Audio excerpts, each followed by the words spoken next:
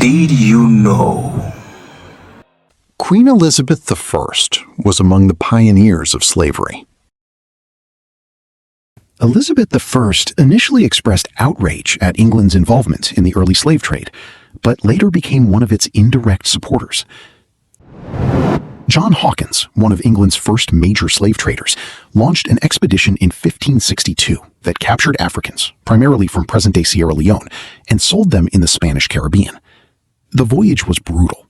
Many captives died from violence, disease, and horrific conditions during the Middle Passage. When news of Hawkins' actions reached Elizabeth I, historical accounts suggest she was disturbed and summoned him to answer for what was seen as a moral offense. However, Hawkins defended his actions with a now familiar justification. He argued that enslaving Africans and transporting them to the Americas exposed them to Christianity and civilization, framing exploitation as benevolence. This argument, deeply flawed and self-serving, proved persuasive. Rather than shutting down such ventures, the English crown gradually endorsed and profited from them. Hawkins' later voyages were conducted with royal backing, and he even sailed ships bearing the royal coat of arms. This moment marked a turning point. What began as a contested moral issue quickly evolved into state-supported enterprise.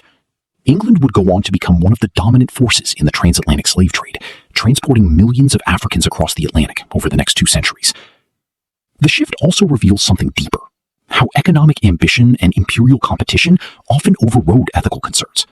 Religious justification, profit motives, and national rivalry combined to normalize a system that would have devastating consequences for generations. Understanding this early contradiction, initial resistance followed by endorsement, helps explain how slavery became embedded not just as a practice, but as policy.